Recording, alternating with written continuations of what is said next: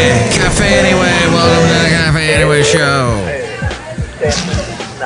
Mike's Daily Podcast. Episode 3254. 3254. Hey, it's Mike. Mike's Daily Podcast. I may not be so good with numbers, and I think I'm not good with temperatures because of something that apparently was apparent to you, and I'm sure that you found out listening to the last podcast something that happened when I went to ask my cousin Anki, who was on the podcast, was mentioning how Mike's Daily Podcast. 0 degrees Celsius is kind of like being Mike's in a Daily freezer. Podcast. No, wait, she said it wasn't like a freezer. Yeah. It was more like being in a refrigerator. And I don't know if that's... It's the freezing point of water, though, if you look it up. So to clarify, 0 degrees Celsius is the freezing point of water, equivalent to 32 degrees Fahrenheit, which we don't get too often here in this part of the Bay Area, where we are in PodCastro Valley, the last place on earth in the land of Meritopica, broadcasting from Café Anyway. And if you didn't know anyway, freezing is 273.15 Kelvin.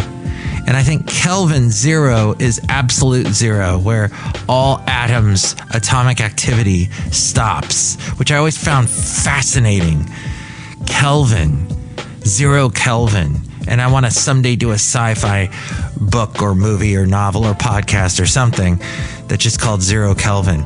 And then it always makes me confused because I want to say Kevin. I want to drop the L and just say Kevin. 0 degree, absolute zero Kevin. But that's not how it works. Hey, it's Mike Matthews here at Café Anyway, somewhere in PodCastro Valley.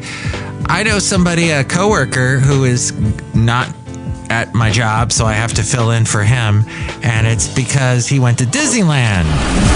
And here's today's podcast picture. The podcast picture is not of Disneyland, but of yours truly walking the beautiful Columbia, they call it Chabot to Garin Trail, and a regional trail, and it's in the Bay Area. And oh my gosh, I walked there on Saturday evening. It was so beautiful. See that picture at mikesdailypodcast.com and all my past podcast pictures and past podcasts. And you can see this guy too, the late great Basil the Boxer. He and I walked on that trail many times. And there are these two horses there. There's Princess and Maybelle. And they are, well, Princess is younger and a little bit more ornery. Or what's the other word? Braggadocious? No. Tomfoolery? No. Little bit, got some vim and vinegar. So you have to be careful around her. But I did get to pet her a little bit on the muzzle today. And Rick is their owner, and he's very cool, and he always teaches me something new about horses. And his other two horses that sadly passed away, Dice and Emma, used to chase after the late great Basil the Boxer. But you know, it was great having my cousin on the last podcast, my cousin Anki, who you hear at the beginning of every podcast, go Mike's Daily Podcast, or something to that effect. And her grandfather, my uncle, I guess my granduncle, he is heard at the beginning of every podcast and has been heard on every podcast that I've done since the very first one, 3,254 episodes ago. He's the one that says, so I'll sing you another song, is what he's saying, if you didn't know. He was my late... I can't hear you. Press the button, you donut. I said he was my late great Uncle Yoop. Can you hear me now? So Disney's magic is getting pricier, as my coworker is finding out. 4 park days at the Magic Kingdom cost $2,300. If you want to do 5 days and 4 nights at a moderate Disney hotel, that costs $1,800. 5 days, 4 nights to stay at a hotel, at a moderate, $1,800. If you don't want a park hopper, but you want to do like moderate dining, it's going to cost you around $1,200. If you want the lightning lane, it's $500. So the total cost could cost you $6,200. Danger, Will Robinson, danger. For a family of 4 before airfare. If you count airfare, $2,000. So altogether, $8,000 total. Wow, danger, Will Robbins, danger. That was an old show from the 60s. You should look it up. It was a hoot. So Disney earnings have been, though, propelled, wow, what a shock, by the theme parks, how much they're making, and by streaming. Even though they've recently dropped one of my favorite shows, Doctor Who, but they only had on, they didn't have all the Doctor Who's, just the most recent ones with Ncuti Gatwa, and the 3 that David Tennant did recently with the Donna Noble gal. And so, do you people really think you can get healthy by eating protein Doritos? That is an excellent question to ask people for no apparent reason. So Disney reported revenue and earnings that toppled expectations, lifted by its theme parks, resorts, and cruise segments. The experience unit reported more than $10 billion in revenue for the first time. And the guy in charge of all of that, I forget his name, he recently got promoted to take over Bob Iger's job. Disney's domestic theme parks recorded almost $7 billion in revenue. Their international parks reported $1.75 billion in revenue. And each park was up 7% compared with the prior year period. So people are really into, even though it's like, oh, Disney's gotten so woke and all of that people say. Is that why you're bald, Mike? That Disney's gotten woke? Okay. I guess woke doesn't make you broke, because look at all the money that they're making. Okay. Their income for the quarter was $2.48 billion. Overall, the revenue was $26 billion, up 5% year over year. As we go outside of Café Anyway, where we bring you Mike's Daily Podcast, somewhere in podCastro Valley, the last place on earth in the land of Ameritopica, Disney Plus and Hulu each made about $500 million. I don't have either, although there's some stuff on Hulu, like the guy we just heard, Toast, the guy that called me a donut. He has a special series that I can't find on Amazon Prime, or I think BritBox. His first 4 seasons, Matt Berry, is on BritBox or Acorn, one of those two. And then you want to see the most recent season, Café Anyway, you got to go to Hulu for some weird reason. Oh, it might be because he got really popular with What We Do in the Shadows. That's been his most popular thing to date. And that's on Hulu. Disney dominated the box office last year, by the way, with Zootopia 2, that Avatar movie, and the Predator movie. Okay, Disney is expected to vote. Oh, yeah, we already found out who the successor is to Iger. The guy that did really well with all the revenue from the parks and experiences and cruises and such. Which is, the name does not come to mind, sorry. It does not spring to mind, and I don't feel like digging it up for you super fast, typing as quickly as I can on my keyboard, even though that sounds kind of fun, doesn't it, when I do that? You need to try and watch how they have 150 to 200 gas pumps. Oh my gosh, what? Everything they have Massive. Here at Café Anyway. It's like a Walmart-sized convenience store. All the things you can find here. Is anything you can imagine, food-wise. At Café Anyway. From burgers to barbecue to chicken. So it's like a truck stop on steroids. Yes. Oh, at least. Okay. Only the trucks don't have to stop. Quadruple dose of steroids. I'm surprised. We are all on steroids, so we run as fast as we can and give them the things they want. And they can keep on trucking down to New Orleans. But, perhaps be with the way, that's all, folks, and Porky Pig and all of that. And we're going, gosh, I just can't afford things anymore. So we're pinching the pennies, Paul Pepper. I don't know who that is, but if your name's Paul Pepper, hello, thanks for listening. People are saving money with generic in-store brands. versus the name brands. It's something we do when the economy goes crazy. Budget-conscious U.S. shoppers spent a record $283 billion Mike on... is awesome. Thank you. Very nice of you to say that. On in-store brands. And I got that information from that guy right there, Rob Black. You can hear him on AM 1220 KDOW, weekdays in the 5 o'clock hour, and he's on Cron TV Monday through Thursday in the 9 a.m. hour. So the amount of spending on in-store brands has gone up almost 4% from 2 years ago. Hey, did you watch the Super Bowl? Do you care? The first $1 million that was bet on Super Bowl 60 was on New England. If New England won the game, the bettor was going to win just under $2.1 million, according to that first bet.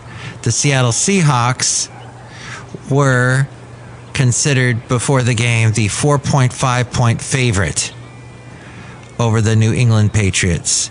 That was at BetGM. It's a trap. It is a trap. Don't do the online gambling. Don't do gambling. No. I don't like Vegas for the simple reason that there's nothing else to do in Vegas. Yeah, you can go see shows, but they cost wazoo. No. Stop with the gambling. This online gambling thing. I made a big deal about it a year ago before the Super Bowl. I made a big deal about it the year before that, 2 years ago before the Super Bowl. And I'm doing it now post Super Bowl. And that is, why do we spend so much money on all this gambling? I know you love sports. I know I'm in the minority because I don't give a care. But people are losing so much money, and they're becoming addicts. And it is so easy for someone to become addicted to gambling. I know it because my dad was. I know it because there's a coworker of mine that is. And it's weird because he's really into being money-minded. Huh? And it's I'll very... be darned. I bet a lot of people come up here. They do. They come still stand and be here forever. Yes, what this guy created. Thank you. Cool. Thanks for stopping by, sir. Someone just walked by to say hi at Café Anyway. Somebody I know that's even frugal and money-minded, I found he gambles. Oh, it's okay if you just gamble a little bit. No! It's for entertainment purposes. Well, then buy something. Go do something that's actually entertaining. Go on a ship and see dolphins. Swim with the dolphins. Pay for that. Go on a interesting hike. Go to a neat place. Spend money to travel somewhere, but don't spend money on gambling. Madison Square Garden, by the way, did you know, maybe you want to go to Madison Square Garden. It can accommodate 19.5 thousand people per night. Did you know that? So that's important because 11.5 million people signed up for Harry Styles' Madison Square Garden 30-day residency. Yes, he's going to be there for 30 days. That's what happens when you get someone who a lot of people like to see. Billy Joel played Madison Square Gardens many times. Why do they always interrupt our snacking? You're a demon. I apologize. Madison Square Garden, singular. The highest volume ever recorded for an artist pre-sale, though, is Harry Styles. It's about 585,000 tickets that are available to see Harry Styles for his entire run. But that is just like 5% of people who signed up for the pre-sale. Some tickets going as high as $1,000 plus. Wow, for Harry Styles. I had a podcast that I named recently called Styles. I don't know how many people actually listened to it, but I wonder if the people that did listen to it was because they thought I was talking about Harry Styles. Interesting. Inquiring minds would like to know. And, so instead of gambling, instead of spending money wasted on seeing one concert one time that you probably will get lousy seats and you may remember years and years from now, how about travel somewhere? Fascinating. Travel is non-negotiable, even if it means major budget cuts. Americans receive an average of 11 vacation days from their job. Here, want to hear an interesting fact? I got so many vacation days booked, I can never take any time off. This is Judge Clinton Cop in San Francisco. Oh, hey. I'm trying to get the telephone number. Get me the number into the studio. You did get the number into the studio. On the radio. You're on the radio now. Good cheer. Okay, you be a good cheer too. Oh, he hung up. See, the thing is, I can never take any vacation time because I'm getting calls all the time like this. I know it's a good problem to have, but I need to take the dang vacation time off. All my coworkers get to take vacation time and go to see Disneyland or whatever. Does Mike? No! But French workers receive about a month off for vacation time. So 55% of paid time off is used for vacations. You would think that number would be higher, but some people take like 45% of the time. Some people just use for other things, personal things and whatnot, or just staying around doing a staycation around the house. But people actually go places. In order to afford their dream trip, many Americans are making big financial sacrifices, however, in order to go somewhere. The 55% that actually go somewhere. Americans plan to spend about $6,400 on travel this year per person. A family of 4 could easily budget around $25,000 total for 4 vacations this year. Americans are going back on their spending. They're cutting back on their spending, like eating out, so that they can pay for travel. I think you should stop eating out just because the prices are so inflated. It didn't go quite as planned. Watch here. Watch here. Watch this. No, you can't watch it because you're listening. Although you can see the video if you go to mikesdailypodcast.com and click on the little part there that says see the video of the podcast here. But yeah, it's gotten a little bit out of hand. Over 1/3 of travelers consider installment plans to help afford their trips, which that's not really the best idea too, because what about the interest? And I know my lovely lady friend tried using this like installment plan type thing, and the company she was using completely botched it up, and she had to cancel everything and cancel it all. We're not even going to use you. Some use price trackers to notify them when it's best to book a flight or a car rental. That seems like a good idea.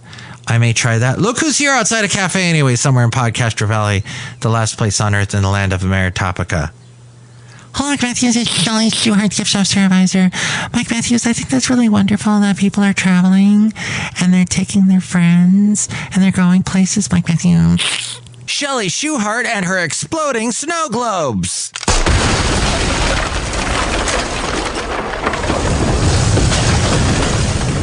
That's great that they're going places and taking their friends.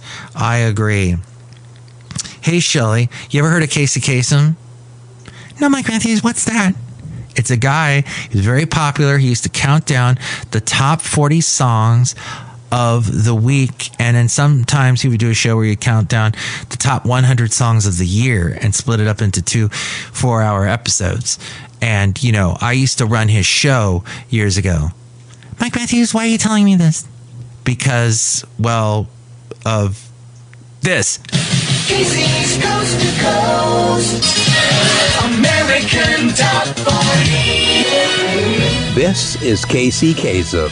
You're listening to Mike's Daily Podcast. Woohoo! Broadcasting live from Café Anyway in the heart of PodCastro Valley. Yeah! Starring your host, Mike Matthews. That's who I am. Mike got his start in radio waking up at the butt crack of dawn on did. Sunday mornings, playing back my show at a little radio station in Santa Barbara. Mm-hmm. Here's a long-distance dedication to you, Mike. All the way from the grave to you, Mike. From me, Casey Kasem. Thanks, Mike. Well, keep reaching for the stars, Casey, and I'll keep my feet on the ground. Aw, gosh, I miss him. I listen to his old shows all the time, and the whole thing with where he's counting it down. And what's fascinating, if you go back and listen to, previous decades, I listened to the 70s, 80s, and 90s because that's what they have on the particular app. And I'm not going to mention the name of the app because I have in the past. They don't give me any money. So they've already had their plug. And they also do the O's as well. But I find it fascinating because they'll mention an artist that had, let's say, a number 2 song. And I go, what? Who? And I look it up and I'm like, oh my gosh, he's right. For example, well, actually, this wasn't on his show, but no, wait a minute. There was a lady that Paul McCartney produced that I never knew about in 1968, around the time that the Beatles hit number 1 with Hey Jude. She had the number 2 song with the song, those were the days, my friend, those days would never end. It was like Margot I forget her name, something Smith, Maggie Smith. No, not that was an actress. But she then about 2 years later, I think in 1970, had another hit song that, it peaked at number 13 in America. And I'm kind of sounding like Casey Kasem right now. We're counting down. See what happens. I find that stuff fascinating. It makes me want to grab a microphone and tell you. Hey, good looking. We'll be back to pick you up later. That's right. So, music is awesome. We are so lucky to live in the age of Wikipedia where we can look up, this is a plug for Wikipedia, I guess, all of a sudden, because that's where I look up a lot of this stuff and go, wow, I did not realize that was the so-and-so that became, had a huge hit song, was like a big, well-known person, and then has vanished to history, and we don't know. Kind of like we don't know Jason Segel anymore. Remember Jason Segel? He was all popular with the Veronica Mars girl. They did that movie together, but he was really big on How I Met Your Mother. Now, people don't really remember How I Met Your Mother anymore. Yeah, Jason Segel single-handedly brought back The Muppets, that movie that wasn't called The Muppet Movie, it was just called The Muppets, and he was in it, and he was big. He was like seen everywhere.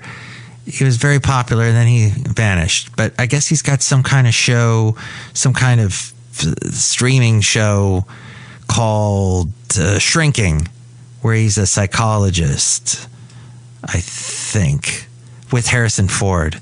Or maybe it's a movie. It's interesting how our memories disappear over time. Mike makes music. What happens to our memories? I don't know. I'd have to see. I'd have to ask these guys right here. Oh, Mike, this is Floyd the Floorman. And this is John Deere, the engineer. Yeah, we just can't hold on to certain memories over time because we have to remember all these other things. It's terrible. I wonder what Chewbacca would say about all this. He'd probably say exactly that. Well, thank you for listening to Mike's Daily Podcast. We got through a lot of interesting things. There's so much more we need to get to at some point, and we'll do that possibly on tomorrow's show. If we do one. Hopefully we will. You'll have to check back here and find out. With all things having to do... Oh, first off, here's the number to call if you'd like to contribute or remind me what I was going to talk about on tomorrow's show. Here you can call this number. Call Mike at the Café Anyway hotline. Area code 510-228-4640. That's right. And, with all things having to do with Mike's Daily Podcast, we go to the main frame and hear from A-Frame. Thank you so much for listening. Mike's Daily Podcast is written and produced and performed by Mike Matthews. His podcast is super easy to find. Download or listen to his show and read his blog at mikesdailypodcast.com. Email Mike now at mikesdailypodcast@gmail.com. See you tomorrow. Bye.